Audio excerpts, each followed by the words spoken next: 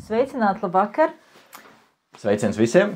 Laipni aicināti šīs nedēļas podkastā, kurā mēs ar Valdi, es Sandija un Valdis atbildam uz jautājumiem, mēģinam noskaidrot un runāt par svarīgām tēmām, dalīties savā pieredzē. Tāpēc paldies, ka esat klātesoši, ka skatāties. Un ja jūs skatāties un jūs šis podcasts uzrunā, tad noteikti padalieties ar šo tēmu, lai tiešām vairāk cilvēku uzzina, jo daudziem tas ir nozīmīgi. Un vajadzīgas tēmas mēs runājam, un arī ielaikojiet, nošērojiet, un arī, protams, ierakstiet komentāru, ja jums ir kaut kas, ko jūs gribat, kāda tēma, par ko jūs gribētu runāt, kas jums nav saprotam, noteikti ierakstiet savu jautājumu, mēs mēģināsim uz viņu atbildēt kādā no raidījumiem. Tā kā labvakar un laipni aicināti. Un kas tad ir šodien tā tēma, par ko mēs runāsim, ja? Mēs turpināsim runāt par varbūt citiem nesaprotamām tēmām, un šodien mēs nedaudz pieskarsimies arī finansēm. Es domāju, ka tas ļoti daudziem cilvēkiem svarīgs tēma - finanses, ap ko īstenībā grozās mūsu ikdienas dzīve. Bet ir tāda rakstu vieta Bībelē, kur varbūt ļoti daudziem kristiešiem grūti saprotam ir. Un te ir rakstīt, un arī daudz pārprot, tā kā ja mēs pagājušajā nedēļā runājām par citu rakstvietu, ko arī daudz pārprot par šo otra vaiga griešanu, un kas noliek kristiešu tādā pozīcijā, kad mēs esam tā kā vārguļi, neko nevaram, mums visiem jāpadodas, ja? Un kad īstenībā tā rakstvieta nav nemaz tā domāta.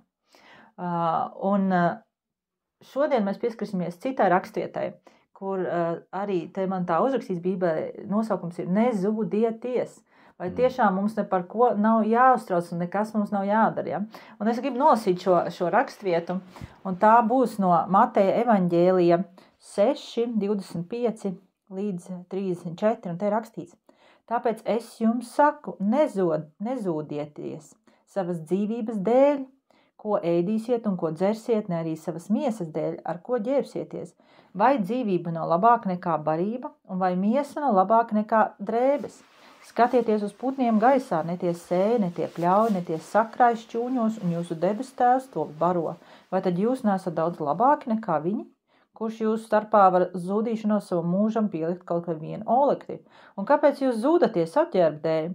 Mācieties no puķiem laukā, kā tās aug, ne tās strādā, ne tās vērp, tomēr es jums saku, ir Salamans visā savā godībā, nav tā bijis apģērbs kā viena no tām. Ja tad Dievs zāle laukā, kas šodien stāv un rīt tiek iemesta krāsnī tā ģērbi, bet tad nedaudz vairāk jūs masticīgie. Tāpēc jums nebūs zūdīties un sacīt, ko mēs ēdīsim, vai ko dzersim, vai ko ģērbsimies, jo pēc visa tā pagārni dzenas. Jo jūsu debesu tēvs zina, ka jums visa tā vajag, bet dzenieties pa priekšu pēc Dieva valstības un pēc viņa taisnības, un tad jums visas šīs lietas taps piemestas. Tāpēc nezodieties nākamā rīta dēļ, jo rītdiena pati par sevi zūdīsiet. Ik vienai dienai pietiek paši savu bēdu. Un, šajā rakstvietā ir ļoti, ļoti daudz viskaut kas, ja? Un kas varbūt cilvēkiem liek pārprast, ja? Kaut kādas lietas, jo Jēzus šeit piemin, ka puķes, viņas taču nestrādā, putni nestrādā, un Dievs par viņiem gādā, un tā tālāk. Un ko īsti nozīmē šī rakstvieta, kā mums viņu saprast, jo es zinu ļoti daudz kristiešu, kur atkal ņem tieši šo te, un viņi tiešām domā, kad viņi sēž un neko nedara, ja, tiešā vārda nozīmē arī nestrādā neko, un kad Dievam tagad par viņiem ir jāgādā, viņi ne par ko tiešām neuztrauc šī dzīvē, ja, un vai tiešām jābūt tādai paļāvībai Dievam, ja, kad es tagad sēdēšu, neko nedarīšu, un man no debesīm kaut kas kritīs. Kā tev liekas, kā tu saproti to visu? Vai tiešām tā ir? Jā, es pilnīgi varu piekrist, tā rakstvieta ir ļoti strīdīga. Ir īpaši tad, ja tu esi tikko iepazinis Dievu, un tu tikko sāc lasīt Bībeli. Tu vari saprast tiešām, ka tev nekas nav jādara. Jo es atceros arī, es lasu, un vēl es atceros, viens no mācītājiem saka tā, kad par ko satraukties, paļaujies uz Dievu, un es dzirdu no citiem brāļiem un māsām arī tāpatās paļaujies uz Dievu, viss būs čiliņā aizies, zin kā čikit, Dievs sakārtos viss tev. Un es atceros, es tiešām to uztvēru arī tā, jo apkārt māsas un brāļi tieši runāja par to, mācītājs vēl piebilda tādu vārdu, Un Bībelē es lasu, un tur skaidri un gaiši. Ja tu lasi, vienkārši burtiski izlasi, vai ne? Nu, šo rakstvietu, jā. Tagad es noklausījos, pirmo reizi es klausos tā, jā, pļāvis, priekš kā man iet kaut ko darīt, jā? Putni, reku čivina, ēst, viņiem ir dzert, ko ir. Jā? Bomzīts ar uz ielas sēž, viņš ir pabarots, jā, šeit īrijā vispār haļava viņiem ir, jā. Un tu tiešām tos rakstviet tā saprot, vai ne? Bet tad, kad, nevar jau rakstviet tā, ko izlasīt un viss, vai ne? Vai ne? Mums jāskatās Bībeli kontekstā. Jā, tieši tā. Ko saka cits rakstvietas, un šajā gadījumā ir ļoti labs piemērs, ko mums māca Pāvils. Jā. Un Pāvils mums saka par to, viņš arī Tesalonīšu draudzē raksta vēstulē savā, ka kas nestrādā, tam nebūs ēst. Jā, un tad ir šeit, varbūt tās kādam liekas kaut kāda tā kā, kā tā var būt, ja es saku, nezūd, ne par ko neuztraucieties, Dievs jau izjādā. Un Pāvils saka, bet ja jūs nestrādājat, jums nebūs ēst, jo šī draudzē bija problēma tāda, kad ļoti daudz nodarbojas ar liekēdību, ja viņi nestrādāja nekādu darbu, viņš arī raksta, jūs nekādu darbu nedarat, un staigājat izplatot pļāpas un gaidat, jo viņi ļoti gaidīja Jēzus atnākšanu otrreizējo. Un Pāvils saka, mēs ar savu piemēru esam jums rādījuši, kā būs strādāt un palīdzēt tiem, kas ir grūtībās. Un Pāvils nekādā gadījumā nerunā par to, ka mums nebūs jāstrādā, ka mums tieši otrādi ir lielāka atbildība. Bet es domāju, ka šī rakstvieta vairāk ir par to, ka tiešām paļauties uz Dievu, paļauties, ka Dievs gādā, bet tas nekādā nenozīmē, ka mums ir vienkārši jāsēž un nekas nav jādara. Tieši tas, es atvainojos, tieši tas, kad tu gādā Dievs par to, ka tu iedos tos darbiņus. Vai ne? Jā. Tieši tā, Dievs ir solījis svētīt mūsu roku darbu, ja mēs strādājam, ja mēs darām. Un šeit tieši šī rakstvietā ir ļoti liels uzsvars uz to, ka šeit runa ir par kalpošanu, ja? Jo šī rakstvieta arī attiecās uz cilvēkiem, kas kalpo, jo beigās ir pateikts, kam šī rakstvieta ir, ja? Jo tur rakstīts dzenieties pēc Dieva valstības un jums visas lietas tiks piemestas, ja neesiet kā pagāni, kur dzenas tikai pēc mantas, kā jau es teicu, mūsdienās, jebkurā īstenībā sabiedrībā, jebkuros laikos ir bijis tas, ka cilvēku fokus ir naudas pelnīšana, izdzīvošana, ēšana, ģērbšanās, un tas ir viņa fokus. Ja? Bet Dievs šeit saka, ka tas nav mūsu kā kristiešu fokus nekādā gadījumā. Un Dievs zina, ka mums viss tās lietas vajag, bet šeit ir runa, kad dzerieties pēc Dieva gribas, un Dieva griba ir tas, ka mēs kalpojam ar evaņģēliju labo vēsti, ka mēs kalpojam. Un tad, kad tu esi pilnu laiku kalpošanā, te arī komentārā tā rakstīts, tad, kad tu esi pilnu laiku kalpotājs, tev nepaliek, jo tu nevari savienot. Ja? Es zinu, ka ļoti daudz cilvēku arī cenšas. Bet, ja tu gribi kalpot Dievam, tas prasa ļoti daudz enerģijas un laika. Un šī rakstvietā ir teikts par to, ka Dievs gādā. Dievs gādā par tiem, kas gādā par viņu valstību. Un ļoti daudz cilvēku nesaprot šo principu. Jo viņi domā, es tagad dzīšu, es sevišķi kristieši, ja? Es tagad dzīšos pēc naudas, es tagad likšu savu fokusu uz to, kā vairāk nopelnīt, un ko es tagad ģērbšos, un kā drēbes, un ko es ēdīšu, un tā tālāk. Un Dieva valstī tikai tad, ja man paliks laiks. Ja. Man tur, kā mēs runājām, ja es svētdien runāju par to dievkalpojumu, ja jums ir interesi, jūs varat iet noskatīties par to, kas mums mūsdienās traucē sekot Jēzum. Jo ir ļoti daudz šīs lietas, kas mums traucē sekot, un viena no tām ir finanses, nauda, ja, dzīšanās pēc slavas, naudas un ietekmes, jo visos sociālos tīklos mums ir parādīts, ka tev tak jādzīvo labi, un tev tak vajag vairāk un vairāk un vairāk. Bet Jēzus saka, tas nav mūsu kristietīgais fokus. Mūsu fokus ir Dieva valstība meklēšana, Dieva valstības meklēšana. Bet ko tas nozīmē? Vai tas nozīmē, ka mums kā kristiešiem, jo tas arī ir stereotips, ja, kas kalpoja Dievam, mēs šeit runājam par to, kas kalpoja, vai tas nozīmē, ka mums jābūt pieticīgiem, mums jābūt nabadzīgiem un jāgaida tikai no Dieva labvēlības?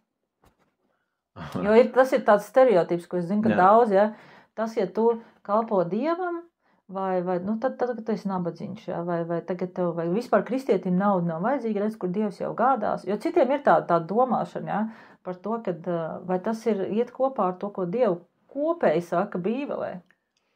Es vienmēr, skatos uzreiz, momentāli skatos Ābrahams, pats sākums, pats pirmsākums, Ābrahams, Īzāks, Jēkabs, Dāvids. Ja?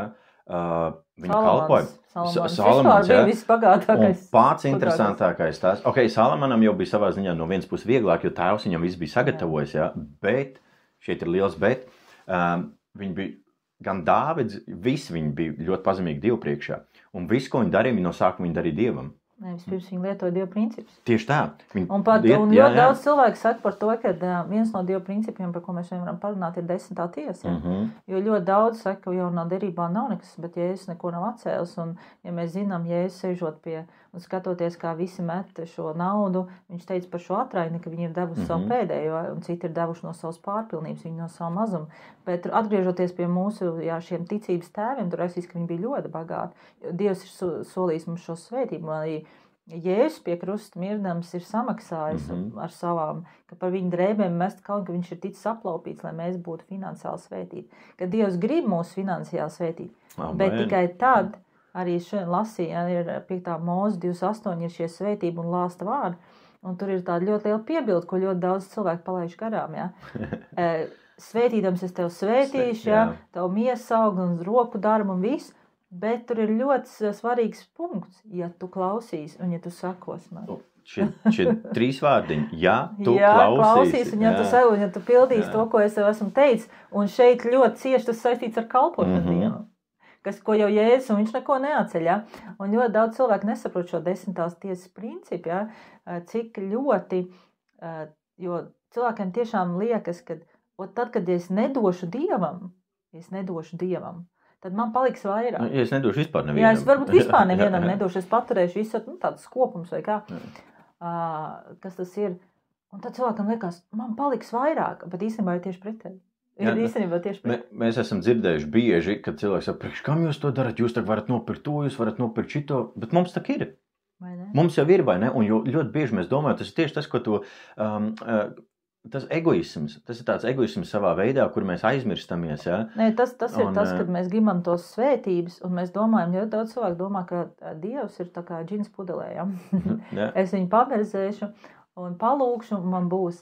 Bet īstenībā Dievs ir tas, kas grib mūs svētīt, bet tikai tad, ja mēs klausam, lietojam viņa principus, bet cilvēki kaut kā grib izlaist šo principu, šo sekošanu, šo paklausību, un iegūt tikai svētības, bet, diemžēl, tas tā nedarbojas. Tas tāpatās kā internetā mums visur sola kaut kāds viegls peļņas iespējas, kuras īstenībā tā nemazam nav. Jebkura peļņa ir darbs. Jebkura peļņa ir darbs. Ja tu gribi nopelnīt, un ja tev kāds sola viegli peļņas, ticamāk, tas ir kaut kāds skams.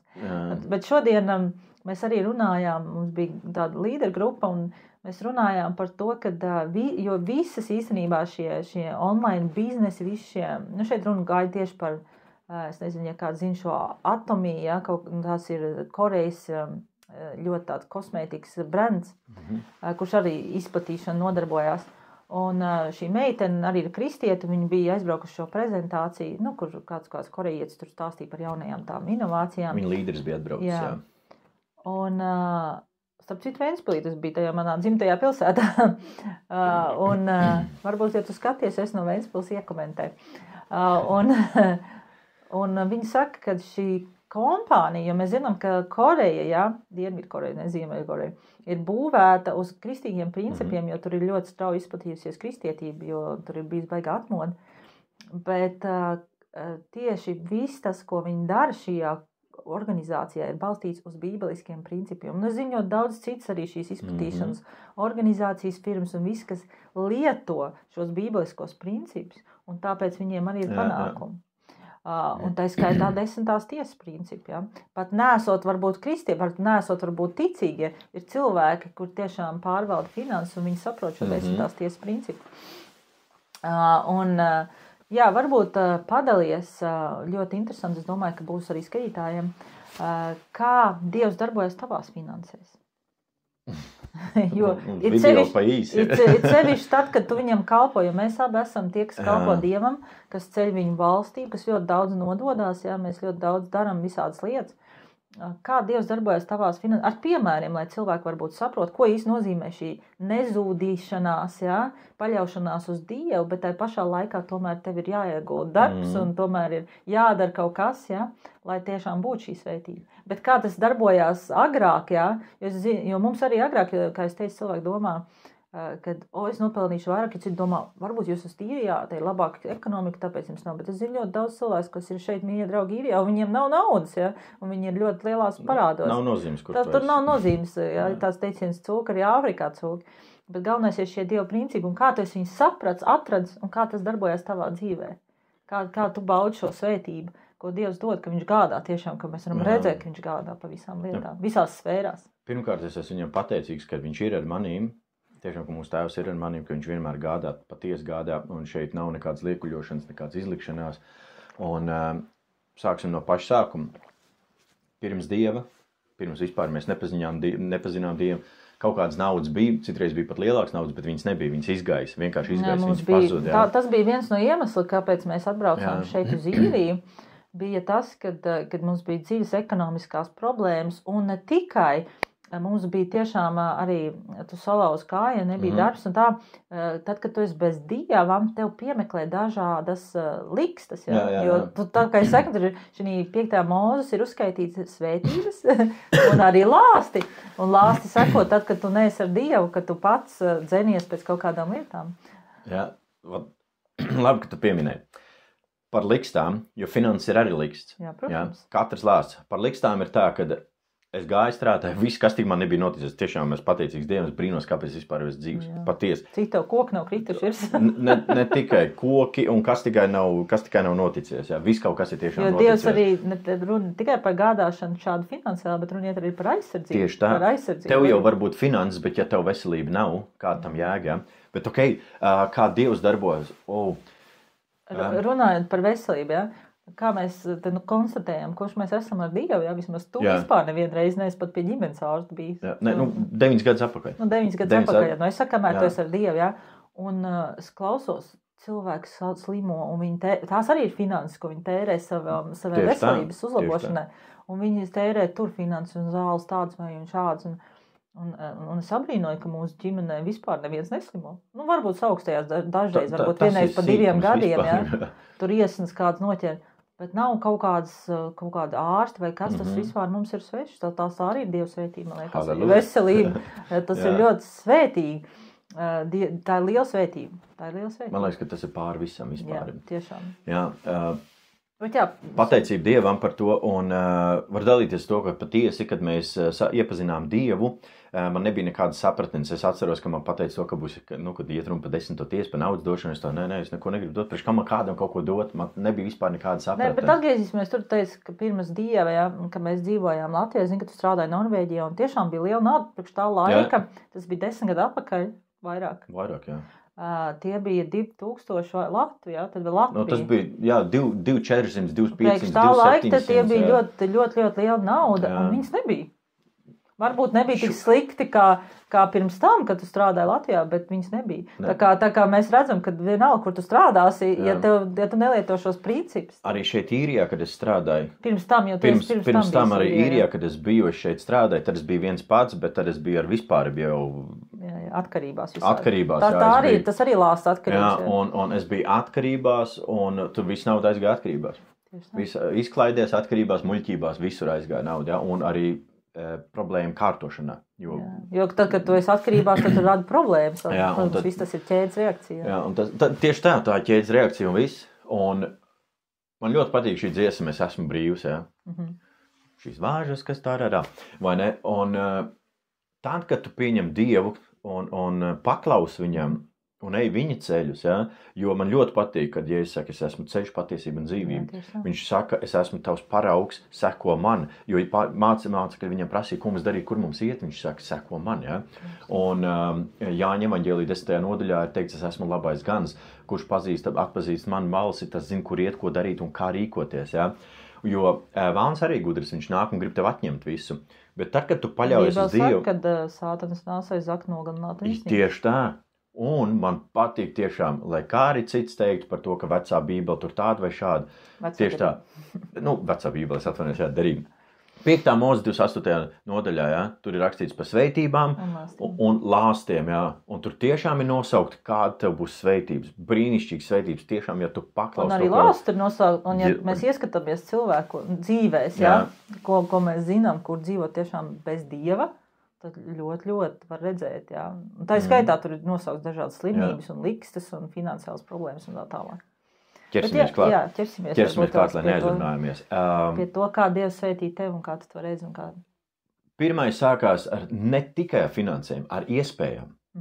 Jo Dievs tev dod gudrību sakārtot savu prātu, savas domas un savas rīcības. Tas ir pats galvenais. Jo tad, kad tu sakārto savu prātu, izmaini savas rīcības, ja, un ko tu gan runā, gan klausies, gan viss, līdz ar to tavs finanses aiziet. Tieši tā, jo Dievs darbojas no atkarībām, no vista. Arī nabadzīga domāšana, tā skaitā lās. Beidz. Tā varbūt skarbi teikt, tā ir briesmīga lieta. Tā ir briesmīga lieta, un jo it īpaši man bija zemes pašnovērtējums. Es nevaru, kā es paprasīšu, ko es izdarīšu, ja, un tas bija sāpīgi. Bet Dievs tev piepilda, un svētais gars tev dod drosmi, spēku, un viņš tev dod visu, kas ir vajadzīgs. Un skaties, es atceros tāds, kad bija iespējas. Es esmu pateicīgs, man nekad nav bijis kauns. Tu to ļoti labi zini. Man nērt nav. Es eju, un es prasu, un beigās es pieprasu, ja. Un tas ir, to man Dievs iedeva, to tiešām man Dievu vārds iedeva. Jo pirms tam tev tā nebija. Tev nebija tās drosmes, varbūt tev nebija kauna, bet tev nebija drosmes prasīt to, kas pieder tev. Tieši tā. Jo vienmēr cilvēkiem ar nabadzīgu domāšanu tas, kā es prasīšu, man tā nedos, man tā šis, un tad tur ļauj sev apmuļķot, nemaksāt, un tad kā es iešu projām, un kas man tagad notiks, es tagad iešu projām. Un man tagad slikti izturās, cilvēki parasti pacieš to. Ko padomās, ko pateiks. Ne tikai, bet viņi pacieš to, jo kur es tagad tiešu, un man tagad nekā nav, un tā ir nabadzīga domāšana, jo tā ir tā lieta, ko Dievs saka, nezūdies un paļaujies manīm. Un ja neļauj sev, ja pret tevi slikti izturās, tad tas cilvēks tev nav pelnījis. Ja tu esi labs darbinieks, ja tu sev māci novērtēt, un tu zini, ka Dievs tev svētī, un šis cilvēks tev neredz, tev nav jāstrādā tur, jā. Tas ir mans sarkanais likums, man sarkanā līnija. Pastāv pa sevīm, tu esi galva, nevis asti. Pastāv pa sevīm. Un par svētībām runājot. Pirmkārt, Dievs tev dod iespējas atrast darbus, Dievs tev dod talantus. Es zinu, ka es esmu ļoti apķērīgs ar tehnikām, ja? Kā braukt, ar ko braukt. Liekas, ka tu esi ļoti apķērīgs runāšanā. Runāšanā vispār, ja?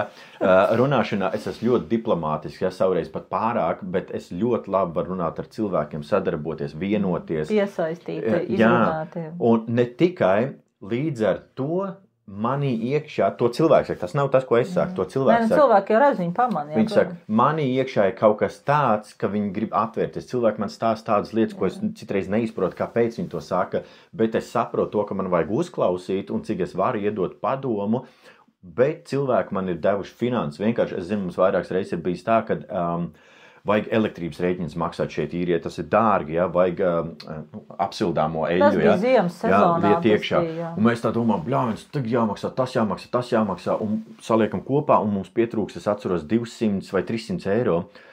Un es atceros, toreiz bija tā, ka mūsu māsa, viņa bija aploksnē nolikusi naudu, mēs nebijām nevienam neko stāstījuši, neko tikai lūguši Dievu. Viņa bija atstājusi naudu mums nolikuši, neko nesakot. Un man arī tajā pašā dienā vienkārši random cilvēks, svešs cilvēks, vienkārši iešķieb 100 eiro rokā. Iedod. Vienkārši, iešķieb. Ne, kāpēc es saku iešķieb, jo viņš negrib, lai kāds cits redz, un viņš man tā kā tā kabatā. Un es domāju, piezinieki iedeva, zinu, ka, paik forši krutē, saka, Dievs, paldies, tu esi atbildējis lūkšanām, es tagad iekāpu tai smagajā iekšā, atver vaļā, nē, tur ir 2,50. 100 eiro vienkārši, un viņš visu laiku turpināja dot, visu laiku, jā. Un, jo Dievs saka, neuztraucies, es parūpēšos par tevi. Nezūdies, bet ne jau tad, ja tu sēdi un nedari neko. Jo ļoti daudz pārprot, un ir ļoti daudz, kuras cilvēki arī izmanto šo sociālo sistēmu, kas šeit ir jau Latvijā varbūt sāja. Bet īrijā ir ļoti laba sistēma sociālā, un tad viņi saka, kā Dievs, bet tas jau nav Dievs. Tas ir vienkārši, tu izmanto to ka tu neko negribi darīt. Bet Dievs mūs aicina tiešām darīt, un tā pirmā lieta, ko viņš aicina mūs darīt, ir kalpot, jo viss tas, ko arī valsts stāsta, un mūsu tā pieredze ar finansēm, tā ir tikai vienīgs ar to, ka mēs kalpojam Dievu. Jā. Mēs esam kalpojuši sākot ar mājas grupiņām, ar mazām un līdz draudzes atvēršanai, jā. Un tā ir tā kalpošana, ko mēs esam uzņēmušies, un Dievs mūs ir svētījis. Ne tikai, jebkur, kur mēs esam gājuši iekšā ar visiem 120%. Tāpēc tu vari sākt ar kaut kādām mazām lietām, un tu redzēsi, ka Dievs svētī. Protams, tas nenotiek uzreiz tā kā citi iedomājās, jā.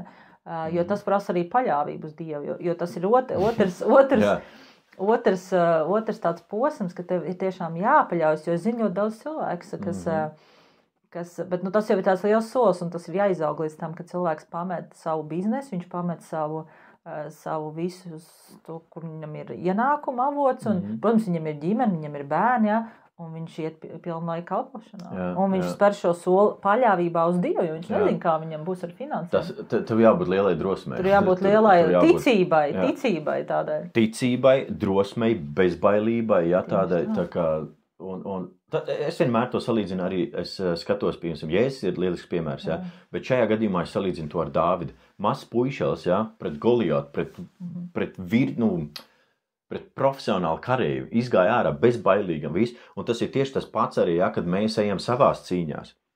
Ja, jo es ļoti bieži to raksturvietu salīdzinu ar šo Goliātu, ja, jebkuru mūsu cīņu, un arī finanses, ja, jo ļoti bieži mēs baidamies, mūsu bailes kaut kā aptur. Man liekas, ka bailes tas ir, kā jau es arī teicu svētdien, bailes tas ir vislielākais ierocis, kas aptur cilvēks pirmkārt kaut ko darīt, bet otrkārt, tas ir spēcīgākais ierocis, lai stimulētu cilvēks kaut ko darīt, bet nevienmēr tas ir pareizā virzienā, diemžēl.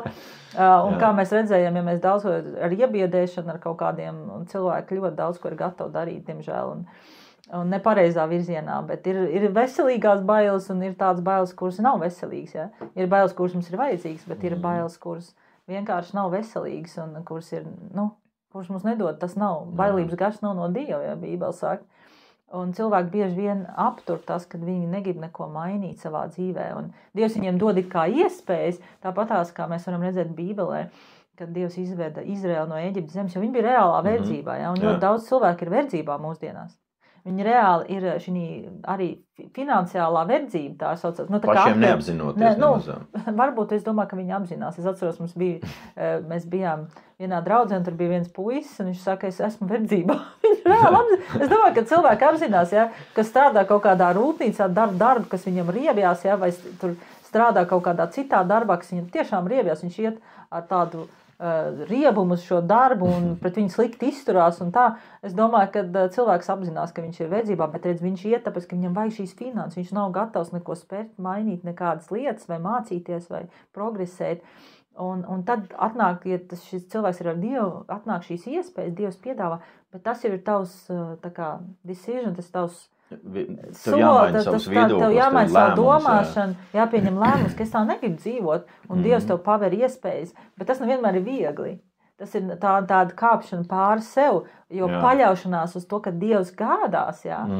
Un es spēr šo soli, es izēju ārā no tās verdzības, kurā es esmu šobrīd, un es eju tālāk. Bet tas nav viegls ceļš. Mēs redzam, kā Izraēlam gāja tuksnesī, 40 gadus. Jo tā ir ļoti liela paļaušanās un Dievu, un nevienmēr būs tas, kad būs tikai forši labi.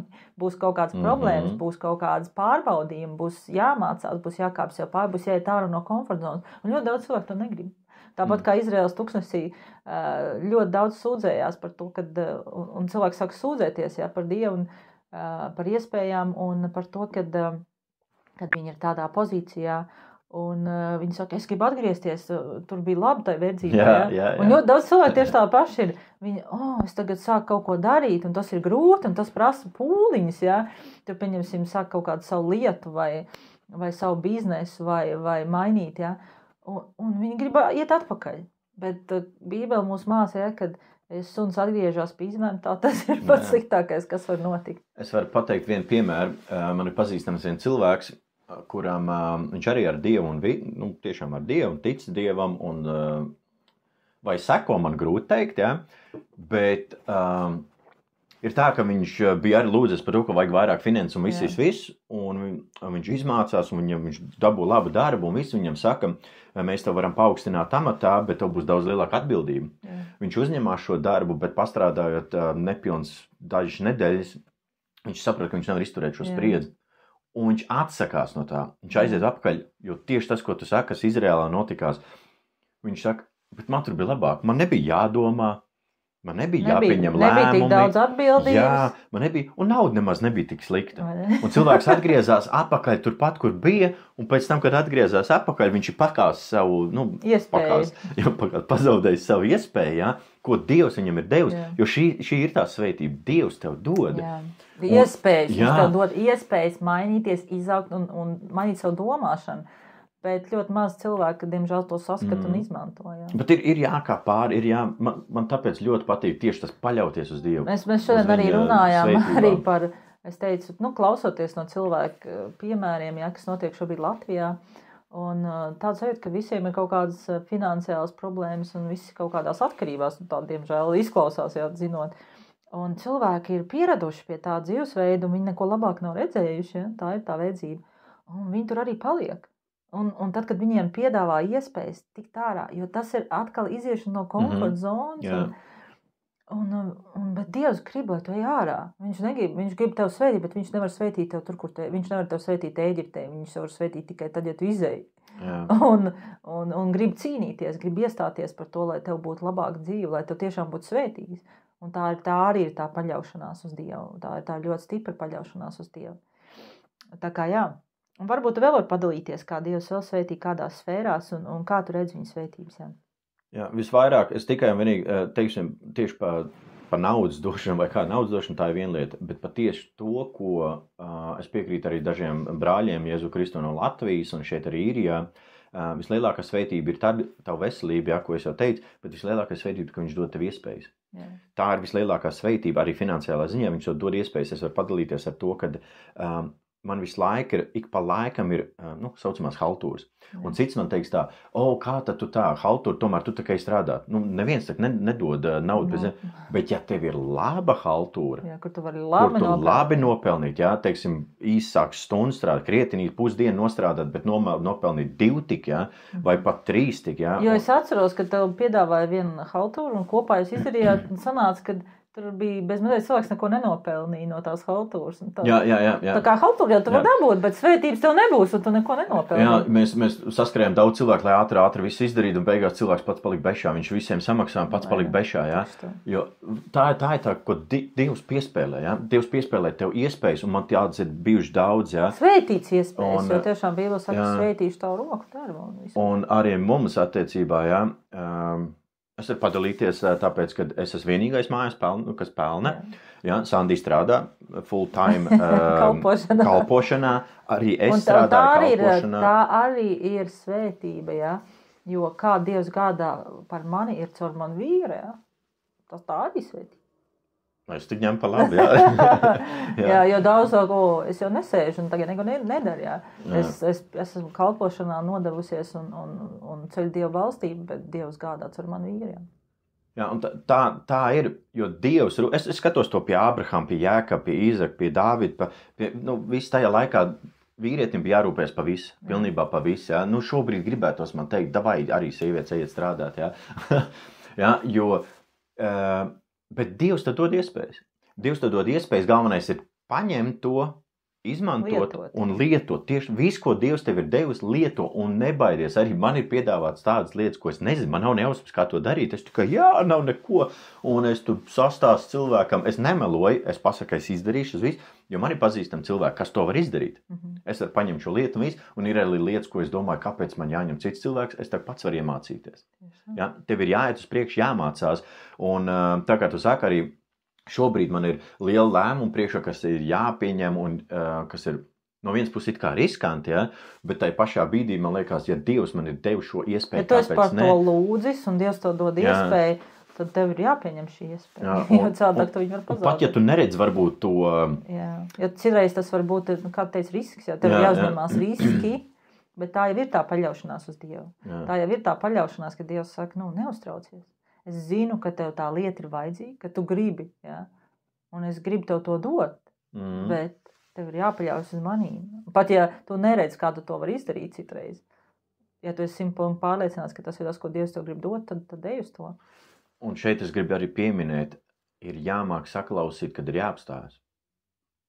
Protams, jā. Jo mums ir bijuši piemēri, kad cilvēki ir tāpēc tās finanses, ja, un bagātība, ja, mēs šeit nerunājam par bagātību, mēs šeit runājam par normālu dzīvi, ja, par normālu finansēm, bet, ja es jau daudz minu bagātību un to, ka bagātība var cilvēku izmainīt un aptumšot viņu prātu, ka viņš vairs nespēja apstāties. Jā. Tas ir ļoti, ļoti riskanti, bet tas nenozīmē, ka Dievs grib, lai mēs dzīvojam trūkumā. Nekādā gadījumā viņš grib, lai mums ir labklājība, bet ne, ka mēs esam tik bagāti, nenormāli, ka mums jau vairs neinteresē nekas. Jā.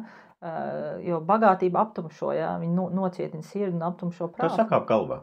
Jā, reāli. Es zinu cilvēkus, kuriem sakāp galvā tieši tā, jo viņiem nebija, tagad viņiem ir, un tagad viņi ļoti krūti tagad. Bet mēs zinām, ka nauda tā ir tāda lieta, kas ir ātri gaistoša. Viņa var būt, viņa var arī nebūt. Tā kā Pāvils arī saka, es māku dzīvot gan trūkumā, pieticīgi, gan arī pārpilnībā. Un tev ir jāiemācās, sevišķi kopā ar Dievu, kad jā, Dievs tev svētīs, un tev var būt pārpilnība, bet tev arī var būt brīdis, ka tev... Un ļoti man patīk arī, es pieminēšu, tu pieminēji Pāvilu, man ļoti patīk to, ka Pāvils arī piemin, tev ir jāpieprasa tas, kas tev pienākas. Attiecībā par to, kad viņš saka, es neesmu nekad jums prasījis par neko, es esmu strādājis, tiešām daudz viņš strādā, viņš gāja, darīja, viņš strādā. Viņš ar savu piemēru rādīja, kā kalpot. Jā. Jo tāpēc viņš arī bija sapiktojies par to, ka cilvēki, vienkārši viņi domāja, arī mūsdienās ļoti daudz cilvēku domā, ka es nedarīšu neko, ja? un Slinkoši, jā. Un man tagad viss būs, ja? Un ja kaut kas nav, kas ir vainīgs? No Dievs, ja? Dievs, mācītājs, draudze. Viss ir vainīgi, jā. Bet man tiešām patīk tas, kad Pāvils viņš mums saka, ne tikai viss caur Bībelē. Dievs saka, ej arī pieprasi to, kas tev ir tavs. Un kas notikās Salamanam? Dievs jautāja Salamanam, ko tu gribi? Jā, bet viņš pa prioritāti lika gudrību. Jo tur arī slēpjas. Jo, piedod man, ja tu esi muļķis. Jo es pieņemsim arī... Šodien mums būs arī mājas grupiņa. Es aicinu jūs pievienoties katru trešdienu klātienē. Dublinā mums ir mājas grupiņa. Bet šodien mēs runāsim par svētdienas tēmu, kas traucē sekot. Viena no lietām, ko es minēju, kas traucē sekot, ir tieši finanses, tieši dzīšanās pēc finansēm. Bet ļoti svarīgi saprast, kas ir tavs prioritāts, un kad Dieva valstība pirmajā. Un tāds jautājums bija, un arī es, ko šodien uzdošu, vai tu būtu gatavs šodien, ja Dievs tev saka, pamest visu, atstāt savus biznesus vai darbu vienalga, un pārcelties vispār uz citu valstu vai citu pilsētu, un iet pilnu laiku kalpošanu, ja tu neesi, tad tavs finanses ir tava prioritāte, nevis Dieva valstība vai kalpošana Dievam. Un tas ir ļoti viegli pārbaudāms, jo tas ir tas, ko Dievs prasa no mums. Tā ir tā pilnā paļāvība, tā ir tā nezūdīšanās, jo mums ir jāiet tur, kur viņš mūs sauc, un jādara tas, ko viņš mums liek. Protams, arī jāskarās kādā stāvoklī tu pats esi. Kāpēc es to saku? Tāpēc, kad citreiz mēs pārprotam Bībeli, mēs jaunie sākuši. Tas ir cilvēki, kur paši varbūt tās ļoti, ļoti daudz, kas tā ir problēma, ka cilvēkiem tas nenāk no Dieva, bet tas nāk no mūsu pašu iegribām. Tad, kad mēs esam jauni kristieši, īpaši mēs pārprotam Dieva vārdu, tur jāpaiet laikam, protams, bet tādā ziņā jauni kristieši viņi daudz neprātīgāk, uzņēmīgāk, passion vairāk viņiem ir, tā kā deksme, par Dievu, Bet atkal tā bīstamība, tad, kad jau tu ilgas laikas ar Dievu, ieiet tādā atzīšanas fāzē. Rutīnā tu esi iegājis? Atzīšanas fāzē, tā remdenā kristietība saucamā, un tev jau ir labi, mēs to klausījāmies, mēs tagad klausamies grāmatu par evanģelizācijas spēku virzošo, un tur bija tieši tāds piemērs par to, kad cilvēks iet tādā fāzē miera, kad viņam jau viss ir, Dievs viņu ir ļoti, ļoti svētījis, viņam ir darbs un nauda un biznes un viss viņam ir, mašīna, māja un viss, un viņš vairs negrib kalpot. Viņam jau vairs tā nav prioritāte, un tāpēc mums jābūt ir ļoti piesardzīgiem par to, ka tas namiņš vienu dienu nesabrūk, ja mēs vairs Dievu neliekam pirmajā vietā, bet mēs esam jau atzisuši remdeni, jau mums jau vairs Es esmu dzirdējis arī, kad mācītāji saka, es esmu pietiekoši izdarījis. Jā, bet nekad nav pietiekoši. Es saku, ka mums būs jāstrādā, kamēr mēs tāpēc mēs esam šeit, uz šīs zemes nolikti, teiksim, lai mēs kalpotu viņam, lai mēs sekotu viņam, un nav tāds pietiekoši, nav tāds, ar Dievu nav tāds līmenis, kurā mums ir kaut kur jāapstājas, un tagad uz lauriem jāsēž. Nē, viņš grib pastāvīgs progress, jo arī Bībele saka, ka katru dienu mēs arvien līdzīgāk kļūstam viņa dēla tēlam, Kristus tēlam, mūsos Kristus veidos, un tas ir process līdz mūža galam. Un tas nav kaut kas tāds, kur tagad es sasniedzu kaut kādu līmeni, un es tagad sēžu lauriem, un man nekas vairs nav man nav jākalpo, Dievs taču man svētī, un es ne par ko nezūdos, ne par ko neuztraucos, un tāds nedarbojas, jā. Bet tiešām bija patīkami runāt par šo tēmu. Jā. Te varētu vēl un vēl runāt. Vēl varētu runāt noteikti, bet uzrakstiet savu viedokli, uzrakstiet savu komentāru. Varbūt jums ir ar ko padalīties, kā Dievs jūs ir svētījis. Varbūt kāda liecība ir jā, bijis, tiešām būtu tiešām prieks dzirdēt, ja Dievs arī jūs svētī un darbojas jūs dzīvē un ka jūs kalpojat viņam. Bet jā, noteikti tiekamies jau nākošu nedēļu, šajā pašā laikā, šī pašā vietā. Un mēs aicinām arī, tā kā mēs šodien runājam par finansēm, arī atbalstīt mūsu kalpošanu. Jā. Ļoti svarīgi.